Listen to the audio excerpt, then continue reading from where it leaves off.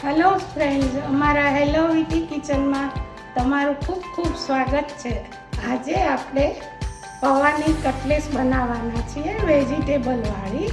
અમે આશરે એક બાઉલ લીધા છે. આશરે 150 ગ્રામ જેટલા પૌવા થાય છે. 2-3 પાણીએ ઘસીને ધોઈ નાખ્યા અને 5 મિનિટ પલળવા દેવા.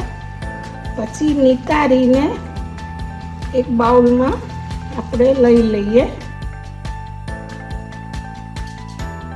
આવી રીતે કરવાનું. હવે આપણે મેં બટેટા 2 મીડિયમ સાઇઝના બાફી રાખ્યા છે અને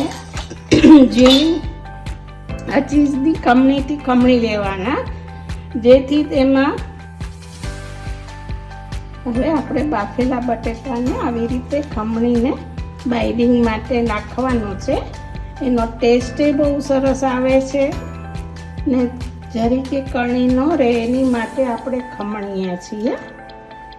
હવે આપણા બટેટા થઈ ગયા છે અને આ પૌવા છે ને આવી રીતના હોવા જોઈએ.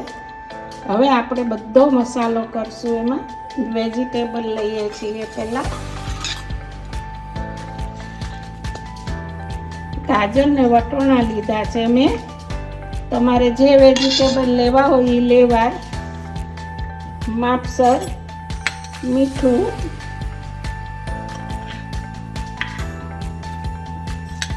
એક ચમચી ટેસ્ટ માટે ખાંડ લીધી છે.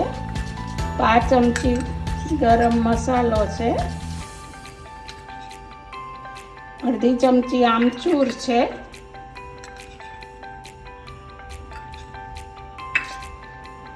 અને આ કોર્નફ્લોર છે.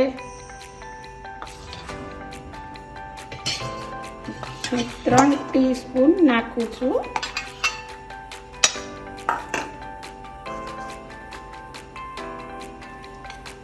આદુ મરચાં છે. તમારે જેવી રીતની તીખાશ જોતી હોય એવું લેવાનું પેસ્ટ.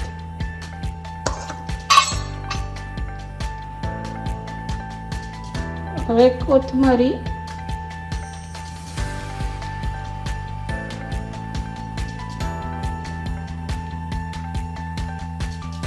બધું મિક્સ કરી લઈએ. આવી રીતે બધું મિક્સ કરી લેવાનું. તમને એમ લાગે પૌવામાં પાણી રહી ગયું છે તો તમારે થોડો કોર્નફ્લોર વધારે નાખવો કે સહેજ રવો નાખી દેવાનો, એટલે કડક આવી રીતે થાય. આપણે વાળી શકીએ ને એનું એવી રીતે.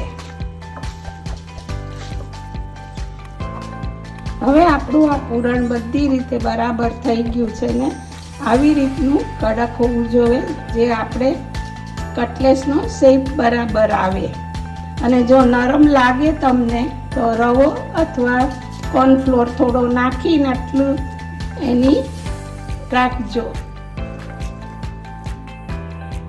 હવે આપણી આ કટલેસ વળાઈ ગઈ છે. મેં 2 શેપમાં કરી છે.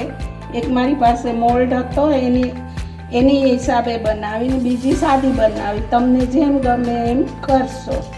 હવે આપણે આનું કોટિંગ કરીએ છીએ. એમાં મેં કોર્નફ્લોર અને રવો લીધો છે.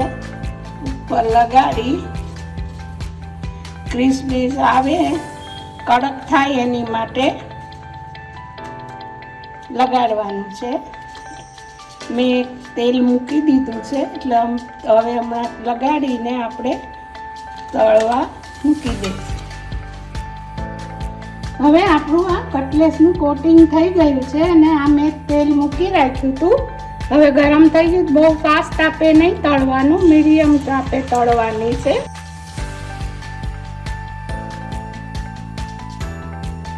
સહેજ હમણાં ઉપર આવશે એટલે આપણે ફેરવશું. પહેલાં નહીં ફેરવવાનું, કેમ કે જારો કે કંઈ વાગે તો છૂટું પડી જાય. હવે આપણે આ જો પરપોટા બેસી ગયા છે એટલે આપણે ફેરવશું. બાઇડિંગ બરાબર છે એટલે છૂટું કટલેસ નથી પડી. મીડિયમ તાપે તળવાની એટલે ક્રિસ્પીનેસ આવે. હવે આપણી જો કટલેસ તળાઈ ગઈ છે સરસ મજાની.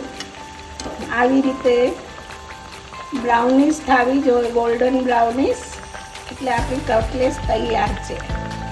આ આપણી કટલેસ તૈયાર થઈ ગઈ છે.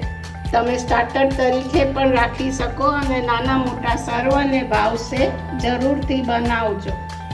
આ મારી તમને રેસીપી ગમી હોય તો મારી ચેનલને લાઈક કરજો અને સબસ્ક્રાઈબ કરજો.